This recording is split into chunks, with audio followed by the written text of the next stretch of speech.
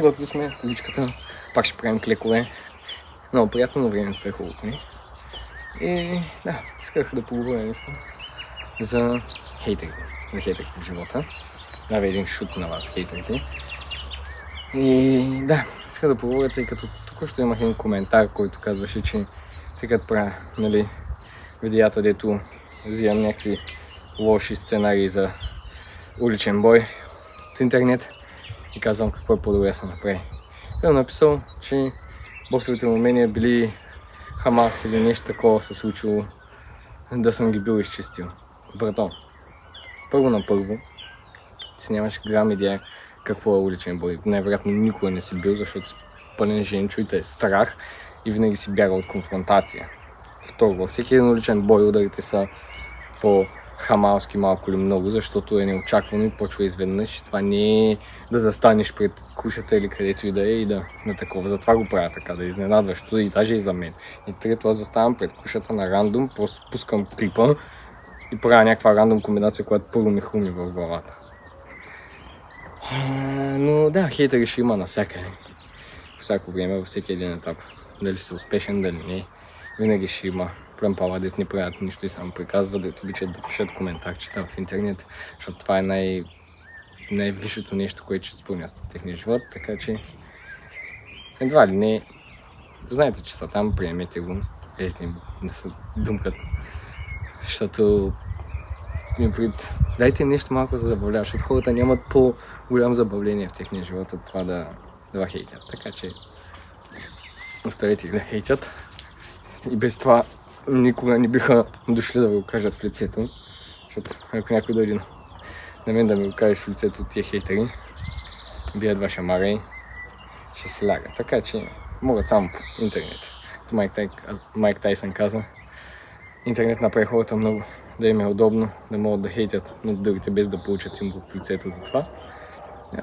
Интернет ще. Нека се хейтят. Да направим 150 набирания. И така. Набиранията бяха вчера. Клекове, не набирания.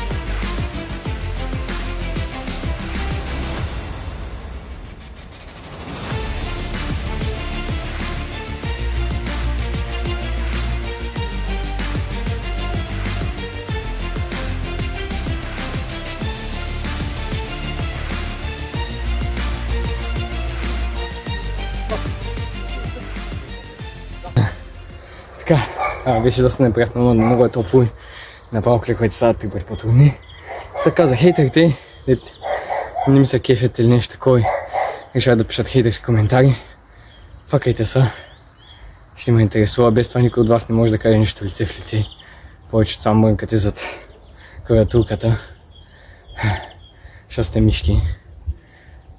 Ако имате нещо против, може да ме го кажете в лицето. Да го духате. И това е горе-долу. За хората, където ме подкрепят канала ми, харесват контента, който качвам и всичко. И аз ви подкрепям, ви обичам, благодаря ви за подкрепата наистина. А за другите, благодаря за омразата. Сълте с там долу.